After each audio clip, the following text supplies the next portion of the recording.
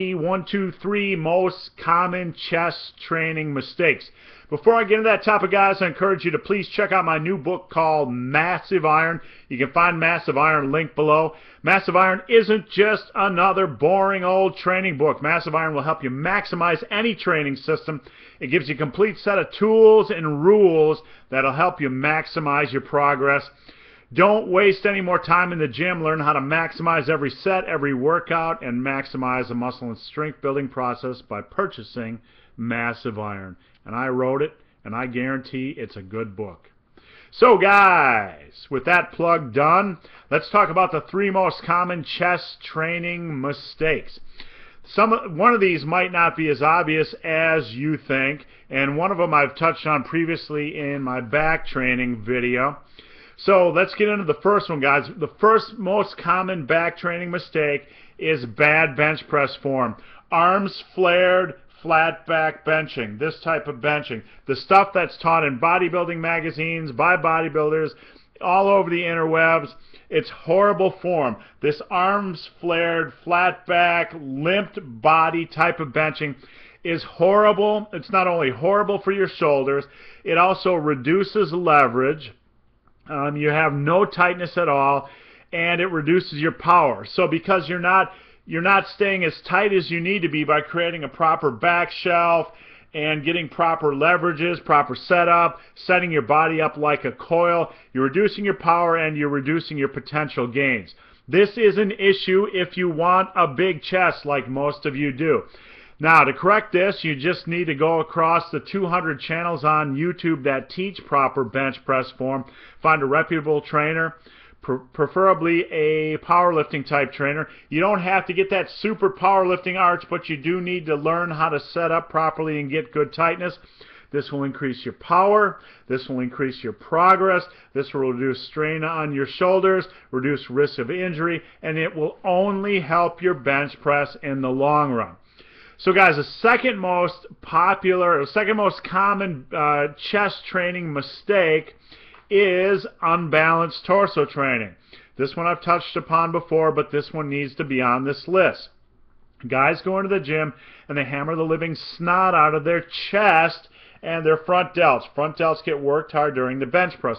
They hammer that chest, and then when it comes to shoulder training, they do some weak-ass Smith machine press and some dumbbell flies, and their shoulder work isn't anywhere near as intense as their chest work. Their back work, they're not doing rows, they're not doing deadlifts, they're just doing weak pull-downs.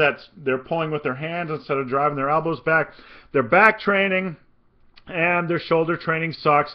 So they're strengthening the front of the torso and not the shoulders and the back. This creates imbalances which can lead to injuries, can lead to shoulder issues, and quite frankly, if your shoulders aren't as strong as humanly possible, if your shoulders and back aren't as strong as your chest, you're only weakening your torso strength, which will reduce your bench press strength and reduce potential chest gains. It all works together, guys. There's synergy. A strong back and strong shoulders will give you a stronger bench and might actually add a little bit of mass on that chest. We're not talking about a dramatic change in mass, but every little bit helps. You got to focus on strengthening your body from head to toe. That's rule number 1, and I made that rule up, and you need to follow it. So guys, the third, 1, 2, 3 most common chest training mistake is, and you're going to be shocked by this one, you might be shocked by this one, training the chest only once a week. There is a ton of research, and many guys on the internet will back up this opinion. Many guys in the know will back up this opinion that if you want to build a muscle as quickly as possible and you're a natural, it's best off to train it multiple times a week. Now, you don't have to go full body if you want, but you're better off training your chest and every muscle group for that matter 2 to 3 times a week, two times a week minimum.